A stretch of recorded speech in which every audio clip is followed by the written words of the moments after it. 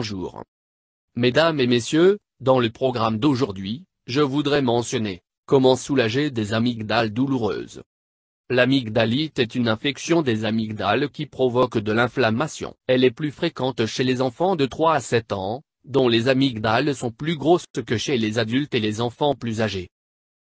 Les amygdales sont composées de tissus lymphatiques, et leur rôle est de produire des anticorps qui luttent contre les infections. Ironiquement, ces tissus sont eux-mêmes très sujets aux infections. L'amygdalite peut être provoquée par une infection virale ou bactérienne. Notre vidéo aujourd'hui se compose de 3 parties. Partie 1, cause. Partie 2, symptômes et complications. Partie 3, traitement et prévention. Nous allons à la partie 1. Cause. On recense 3 causes principales d'amygdalite. Les streptocoques du groupe A. Ces bactéries courantes infectent la gorge d'une personne sur 5, y compris les adultes.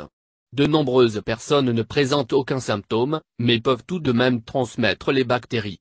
Les streptocoques du groupe A peuvent également provoquer l'angine streptococcique. Elles peuvent également, dans certaines circonstances, provoquer une maladie plus grave comme la fièvre rhumatismale. Divers virus respiratoires, les virus du rhume et de la grippe, plus particulièrement, expliquent la majorité du reste des cas d'amygdalite. Ces infections sont parfois plus légères que les infections bactériennes, mais il est souvent difficile de faire la distinction entre les infections virales et bactériennes. La mononucléose infectieuse. Provoquée par le virus Epstein-Barr, elle peut également produire des symptômes d'amygdalite, en particulier chez les enfants. Ensuite, nous allons à la partie 2. Symptômes et complications.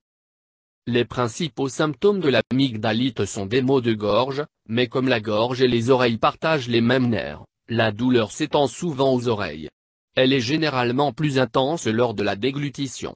Les très jeunes enfants peuvent ne pas se plaindre de maux de gorge, mais refuser tout simplement de manger. Les autres symptômes sont les suivants. Une fièvre. Des ganglions sensibles dans le cou. Des maux de tête. Des vomissements. Ensuite, nous allons à la partie 3. Traitement et prévention.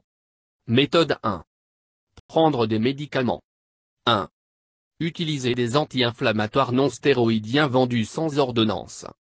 Certains médicaments comme l'aspirine, le naproxène ou l'ibuprofène vont vous permettre de réduire l'inflammation et la douleur. Ils vous aideront aussi à soulager la fièvre qui accompagne parfois le mal de gorge. Attention, ne donnez jamais d'aspirine aux enfants. Elle peut provoquer le syndrome de Reye, des dégâts soudains au cerveau et des problèmes de foie, chez les enfants atteints de la varicelle ou de la grippe. 2. Essayez un analgésique vendu sans ordonnance. Le paracétamol ne permet pas de réduire l'inflammation, mais il pourra diminuer la douleur associée à l'inflammation des amygdales. Les adultes ne devraient pas prendre plus de 3 g de paracétamol par jour. Lisez la posologie sur l'emballage ou discutez avec votre médecin pour connaître le dosage à donner à votre enfant. 3. Avalez une cuillerée de sirop contre la toux. Même si vous n'avez pas de toux, le sirop va permettre de recouvrir votre gorge d'une substance qui va soulager la douleur. Si vous ne voulez pas utiliser de sirop pour la toux, le miel pourrait aussi recouvrir votre gorge et soulager un peu la douleur. 4. Essayez un antihistaminique.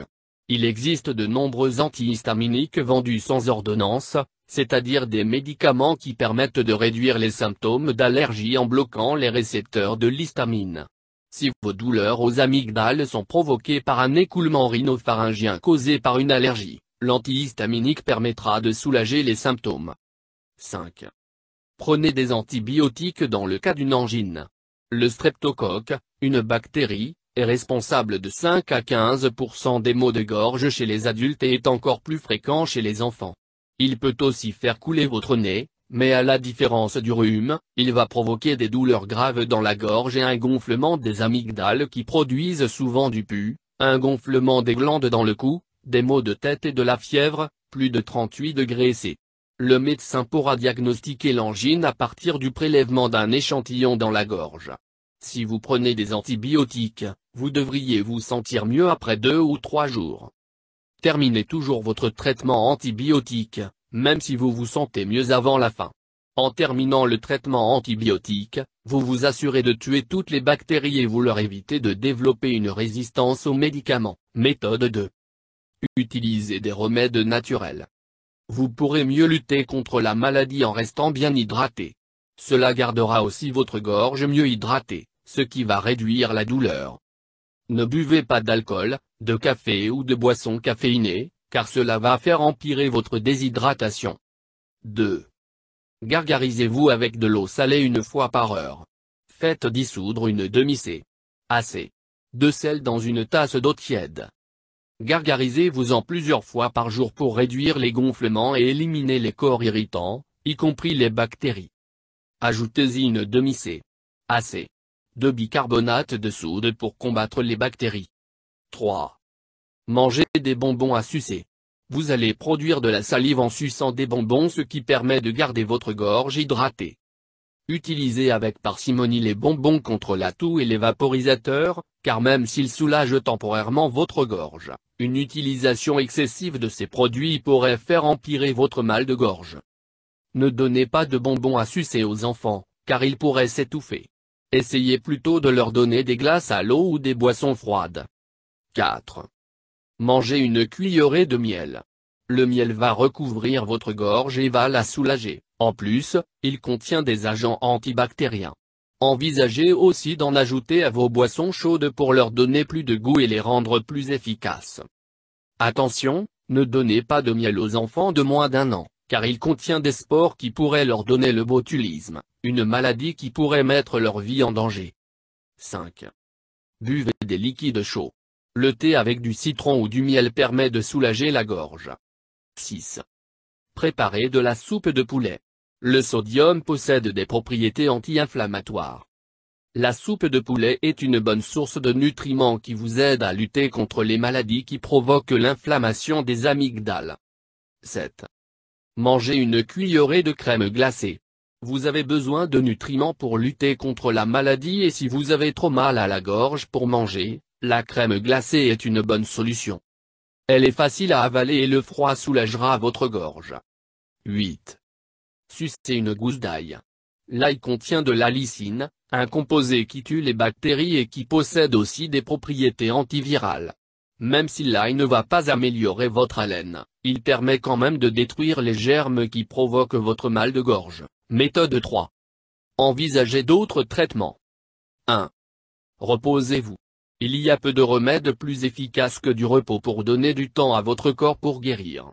Vous allez faire empirer votre maladie si vous ne dormez pas suffisamment ou si vous continuez de vous rendre en cours ou au travail pendant que vous êtes malade. 2. Mettez en marche un humidificateur d'air à froid pendant que vous dormez. Cela vous aidera à hydrater et à soulager votre gorge. Cela va aussi rendre le mucus qui vous gêne plus liquide. 3. Remplissez votre salle de bain de vapeur. Faites couler l'eau chaude pour remplir votre salle de bain de vapeur et restez dedans pendant 5 à 10 minutes. L'air chaud et humide va vous aider à soulager votre gorge. 4. Appelez votre médecin si le mal de gorge persiste pendant plus de 24 à 48 heures. Contactez votre médecin plus tôt si vous ou votre enfant avez des glandes enflées, de la fièvre, plus de 38 degrés C, et un mal de gorge grave ou si vous avez été en contact avec une personne qui a une angine et que vous commencez à avoir mal à la gorge. 5. Envisagez de faire retirer les amygdales de votre enfant s'il développe souvent des angines ou des inflammations des amygdales. Les enfants qui présentent des amygdales plus grosses sont plus enclins aux infections de la gorge et des oreilles.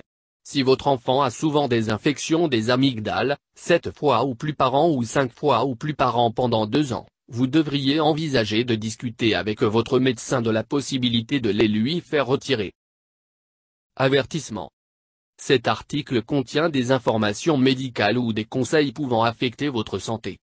Vidéo s'efforce de proposer du contenu aussi précis que possible, mais ne peut en aucun cas être responsable du résultat de l'application, liste non exhaustive, des traitements, des techniques, des médicaments, des dosages et barres obliques ou méthodes proposées dans ce document. L'utilisateur en assume la pleine responsabilité. Si les symptômes persistent plus de quelques jours, allez voir un professionnel de la santé. Lui seul est apte à vous fournir un avis médical, quelle que soit votre condition. S'il s'agit d'un jeune enfant, consultez un pédiatre sans attendre. Le numéro des urgences médicales européens est le 112. Vous retrouverez les autres numéros des urgences médicales pour de nombreux pays en cliquant ici.